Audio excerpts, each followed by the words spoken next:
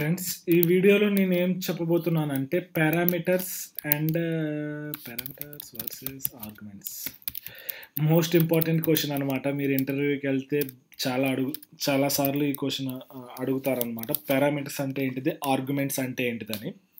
So parameters, arguments అనేది మనకి function related అనమాట. ఈ రెండు సేమ్ అనమాట, పర్పస్ వచ్చేసి సేమ్, కానీ ఈ ఉండే ప్లేస్ని బట్టి దీని నేమ్ చేంజ్ అవుతాయి అనమాట.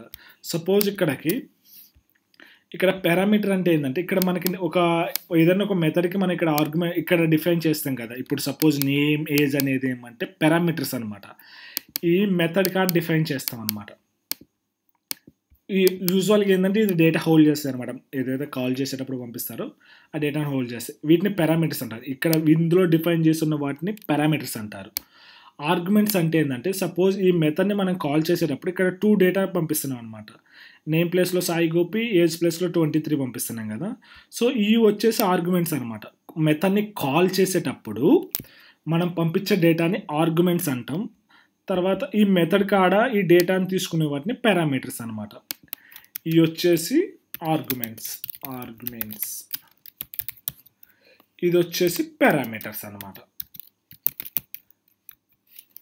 పారామీటర్స్ ఇక్కడ ఉండే వాటిని పారామీటర్స్ అంటారు, ఇక్కడ ఉండే వాటిని ఆర్గ్యుమెంట్స్ అనమాట. ఈ రెండింటి పర్పస్ అయితే సేమ్.